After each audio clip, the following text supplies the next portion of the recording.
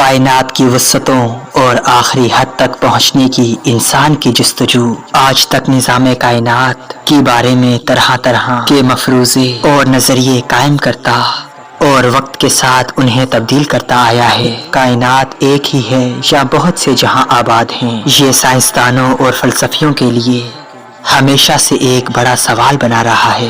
اس حوالے سے قرآن پاک میں واضح نشانی موجود ہے جس سے یہ معلوم ہوتا ہے کہ دنیا صرف یہی نہیں جس میں ہم رہتے ہیں، بلکہ زماں اور مکہ کی اور بھی دنیا آباد ہیں۔ اس حوالے سے آج سائنسداں اس تھیوری کو سچ کرنے کی کوشش کر رہے ہیں کہ کیا ہماری دنیا کے سوا اور بھی دنیا آباد ہے اور کیا وہاں بھی ہمارے جیسے انسان موجود ہیں۔ اللہ پاک نے اس سوال کا جواب دیتے ہوئے اپنی مقدس کتاب قرآن پاک میں فرمایا، اللہ وہ ہے جس نے 7 آسمان پیدا کیے اور ان کے مانند زمینیں بھی، ان کے درمیان حکم نازل ہوتا ہے تاکہ تم یہ جان لو کہ اللہ ہر شے پہ قدرت رکھنے والا ہے۔ صحیح البخاری اور کافی احادیث میں اس آیت کے ضمن میں ایک روایت موجود ہے۔ حضرت ابن عباس کے پاس شخص آیا اور اس نے سورۃ طلاق کی ایک آیت پوچھی۔ حضرت ابن عباس خاموش رہے۔ اس شخص نے دوبارہ اصرار کیا اور پوچھا کہ آپ اس کی وضاحت کرنے سے گریز کیوں کر رہے ہیں؟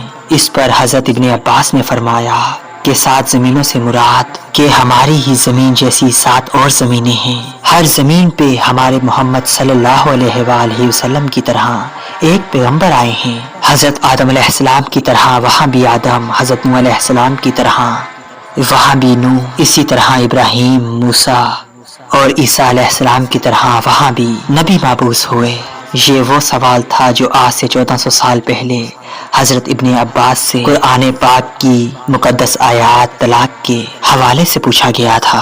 آج سائنسدان اس سوال کا جواب سائنسدانی طریقے سے دریافت کرنے کے لیے سر جوڑ کر بیٹھے ہیں۔ ڈاکٹر موریس بکائے کی کتاب اسلام، بائبل اور سائنس میں انہوں نے لکھا ہے کہ ان کی تحقیق کے مطابق قرآن میں 7 کا عدد کثرت سے استعمال کیا گیا ہے، جیسا کہ یونانی اور رومی بھی 7 کے عدد کو اپنے روحانی اور مذہبی علوم میں کثرت سے ذکر کیا کرتے ہیں۔ لہٰذا ممکن ہے کہ 7 زمینوں سے مراد یہ ہو کہ ہماری زمین کی طرح ہی 7 اور زمینیں ہوں، گو انسان کی ان تک رسائی نہیں۔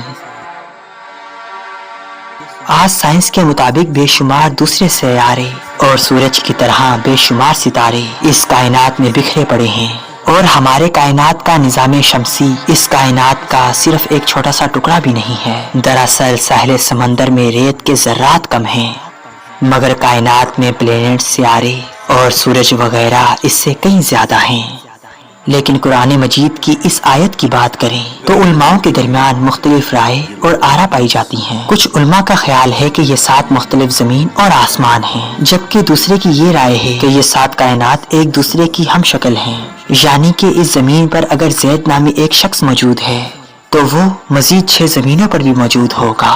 صوفیہ اکرام کے یہاں بھی 7 زمینوں، 7 آسمانوں اور 7 آدم و ہوا کا تصور ملتا ہے۔ لہٰذا مشہور شیخ ابن العربی کے مطابق ایک مشہور واقعہ نقل ہوا ہے۔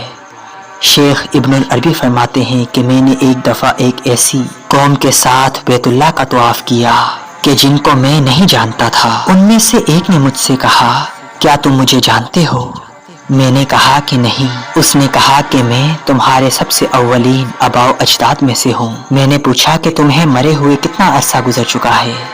اس نے کہا کہ 40,000 سال سے کچھ زیادہ۔ میں نے کہا کہ آدم علیہ السلام کو تو اتنا زمانہ نہیں گزرا۔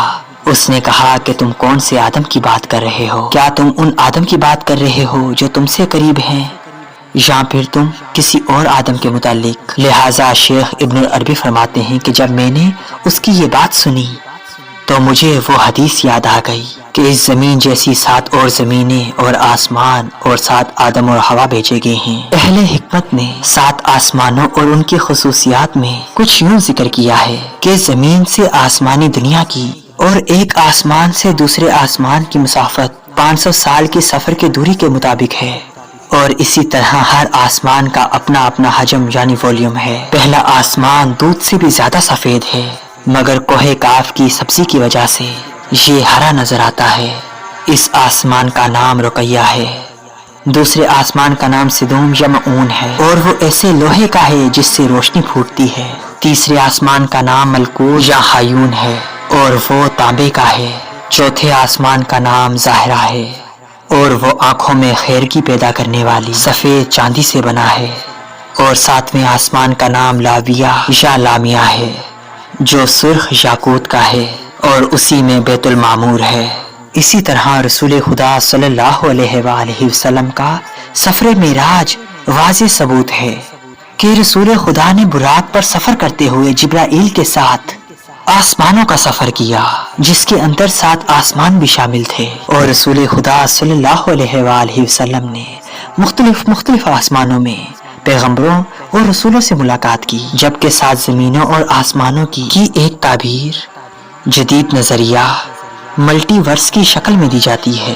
دراصل ہماری اس زمین میں کچھ جاندار ایسے ہیں جنہیں ہم اپنی آنکھوں سے دیکھ سکتے ہیں، مثلاً چوپائے جانور، رینگنے والی مخلوق اور چرند پرند جو ہمارے ساتھ اسی زمین پر زندگی گزارتے ہیں، جبکہ کچھ جاندار ایسے ہیں جو ہماری نظروں سے بھی اوجھل ہیں، مثلاً خردبین مخلوق مطلب وائرس اور بیکٹیریا وغیرہ جنہیں ہم اپنی آنکھوں سے نہیں دیکھ سکتے۔ بالکل اسی طرح جنات اور فرشتے بھی موجود ہیں جنہیں ہم اپنی آنکھوں سے نہیں دیکھ سکتے کیونکہ ان کا وجود ایک دوسرے ڈائمنشن میں ہے۔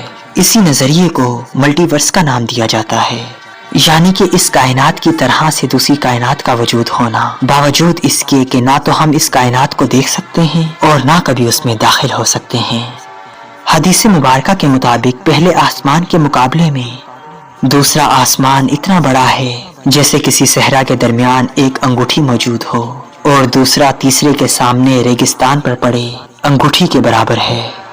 اسی طرح 7 آسمان ایک دوسرے سے بڑا اور وسیع ہیں۔ 7 زمینوں اور 7 آسمانوں کی وسعتوں اور سرحدوں کو نہ ہی انسانی دماغ سمجھ سکتا ہے اور نہ ہی اسے بیان کیا جا سکتا ہے، لیکن اسے تصور کر کے ایک لفظ کا مطلب ضرور سمجھا جا سکتا ہے، اللہ اکبر، یعنی اللہ بہت بڑا ہے۔